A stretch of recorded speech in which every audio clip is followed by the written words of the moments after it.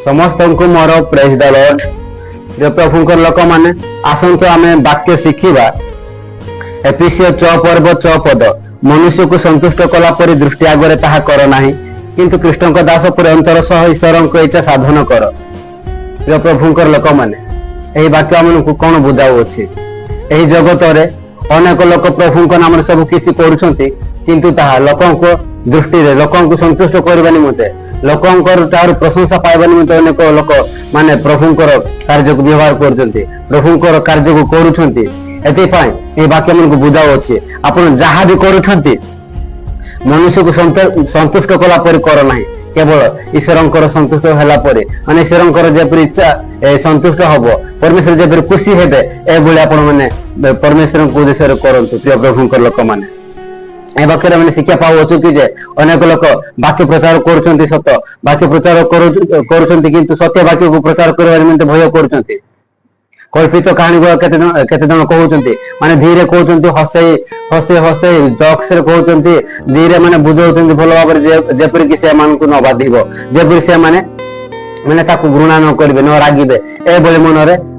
भलो माने बोले धीरे करी माने बाकी प्रचार करूछंती, माने से माने जेपर भलो लागि बोले कि तापर प्रचार सरला परे लोक माने कहंती से आउ को पास्टर को भल लागो ना, काली से पास्टर का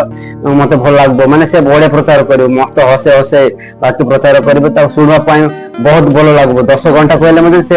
से पास्टर मु बाकी सुनबी सेमति कहंते। सेतेला से केमति होतिबो माने एमति खुशी लागो जेतिबो जे से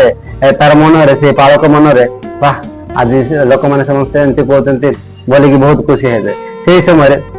माने कार संतुष्ट हैला गया, लोक मानकर संतुष्ट हैला, लोक मानकर खुशी हैला, माने लोक मान खुशी हैले, माने से दास को से पालक को लोक मान प्रशंसा कले बढ़िया पास्टर बोली कि, किंतु परमेश्वर को छाड़ी देले। किंतु परमेश्वर कोन चाहंती सत्य वाक्य प्रचार करबा ही चालो माने चाहंती से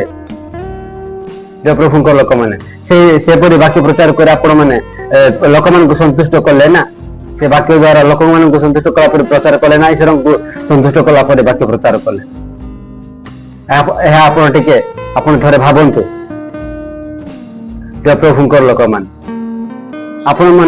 ମାନେ କେତେବେଳେ ଯେକୌଣସି ବିଷୟ ମଧ୍ୟ ହଉ ଆପଣ ଥରେ ଚିନ୍ତା କରନ୍ତୁ ପରମେଶ୍ୱରଙ୍କ ଦୃଷ୍ଟିରେ ଏହା ଠିକ କି ନା ଭୁଲ, ମାନେ ଏହା କରିବା ଦ୍ୱାରା ପରମେଶ୍ୱର ଖୁସି ହଉଛନ୍ତି ନା ଦୁଃଖ ହଉଛନ୍ତି। ପ୍ରିୟ ପ୍ରଭୁଙ୍କର ଲୋକମାନେ ଆପଣ ମାନେ ବାକ୍ୟ ପ୍ରଚାର କରୁଛନ୍ତି ତେବେ ସତ୍ୟ ବାକ୍ୟ ପ୍ରଚାର କରନ୍ତୁ। ଯଦି ସତ୍ୟ ବାକ୍ୟ ପ୍ରଚାର କରିବେ ତେବେ ଲୋକମାନଙ୍କୁ ବାଧିବ, କିନ୍ତୁ ସେ ବାକ୍ୟ ଦ୍ୱାରା ଲୋକମାନେ ପରିବର୍ତ୍ତନ ହେବେ। आपण माने से माने घृणा करंतु, क्रोध कहंतु, आपण माने रागंतु, आपण को से माने भलो कहंतु न कहंतु, खराब कहंतु, किछि कथा नै, किंतु से माने परिवर्तन होंतु। सत्य वाक्य प्रचार करिवार हमनकर कार्य अटे। जदि एमती हसे हसे पुसले मजाक कथा रे जदि आपण माने धीरे धीरे कहउथिन तबे से माने सब दिन एमती बढ़िया पास्टर कहउथिबे, सब दिन चर्च को आसुदिबे, किंतु जेमिति लोक सेमति लोक थाई कि से माने खाली शुणुथिबे करे परिवर्तन किछि हेबे ना, चेंज होबो ना। प्रिय प्रभुंकर लोक माने एतिबे आपण ईश्वर को इच्छा अनुसार वाक्य प्रचार करंतु। आ गीत गाउचंती आपण माने गीत गावा समय मध्ये आपण स्वर को देखंतु ना, प्रभुंक महिमा निमंते आपण माने हृदय सहकार प्रभुंकर जेपर महिमा हेबो करंतु, एबो प्रशंसा करते एबो गीत गाउंतु। आपण माने जदि स्वर देखिबे तेबे अनेक लोक त माने स्वर हो नै मोर कहबे, किंतु प्रभुंकर प्रशंसा करबा पई आपण माने स्वर खोजंतु नाही, किंतु गीतटा भूल न हो, वार गुडा को भूल न हो, किछि मेन कथा से भूल वार गुडा को भूल न हो, गीत भूल न हो, स्वर हो कि न हो सेटा किछि कथा नाही। अनेक लोक खाली स्वर देखंती, स्वर जदि भल हुए तेबे लोक माने कोन कहबे बा से याक बढ़िया गाउची गीत कि गान को गान लोक को गार पिला से कार पिला बढ़िया गाउची, सुनबा बहुत भल लागुतिला, से गीत सुनले कि से गायबाटा सुनले कि मते बहुत निद लागे सेमति कहंती। सेही समय लोक से भाईती गीत गाइतिबा भाईटी केमते होतिबो, मनरे बहुत खुशी लागुतिबो, माने बहुत आनंद लागुतिबो, किंतु आउ अधिक आउ गायबा पाई चेष्टा करबो, भलरे गायबा पाई जेपरि लोक माने अधिक माने भलो कहबे, भलो सिंगर बोले कहबे। आपण जदि माने बढ़िया स्वर कर गीत गाउतिबे, जीसु मु तुमको हृदय रखिबी, मन प्राण देई पूजा करिबी, एमिति बढ़िया स्वर कर गाउतिबे,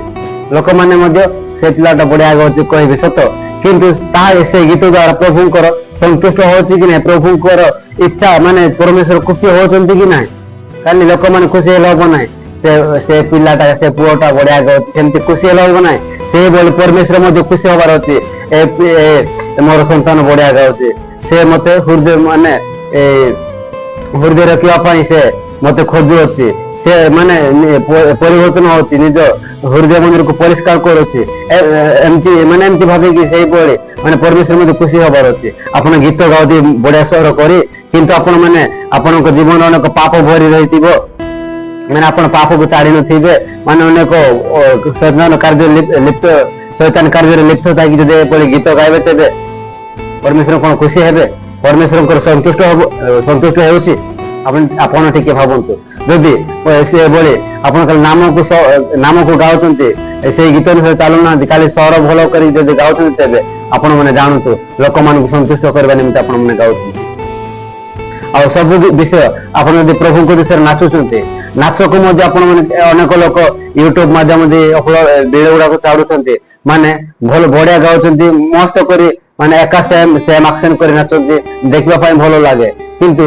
ଅନେକ ଲୋକ ପ୍ରଭୁଙ୍କ ପାଇଁ ତ ପ୍ରଭୁଙ୍କ ବିଷୟରେ ଯଦି ନାଚୁଛନ୍ତି ତ ଭଲ କଥା ଅନେକ ଲୋକମାନେ ଦେଖନ୍ତୁ ବୋଲିକି ନାଚୁଛନ୍ତି ସେମାନଙ୍କର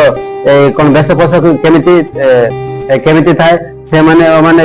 ଡ୍ରେସ ପୋଷାକ ବୋଧେ ଠିକ ନଥାଏ ଆଉ ମାନେ ଅନେକ ବିଷୟରେ ଭୁଲ ରହିଥାଏ ସେମାନେ କାହିଁକି ନା ଲୋକମାନଙ୍କୁ ଦେଖିବା ପାଇଁ ନାଚନ୍ତି କିନ୍ତୁ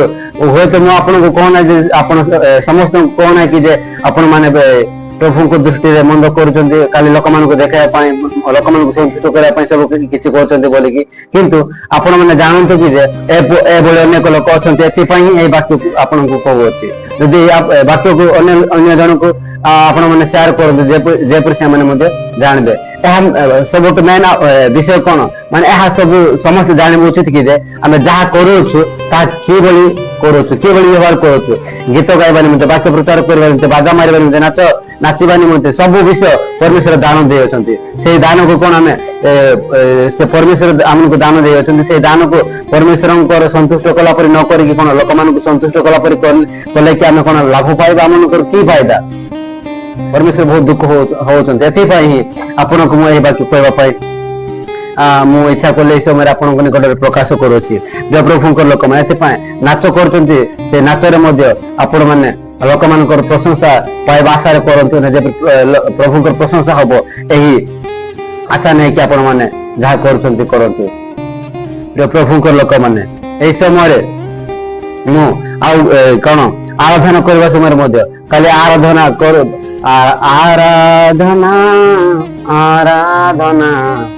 କରୁଛୁ ପ୍ରଭୁ ତୁମ ନାମେ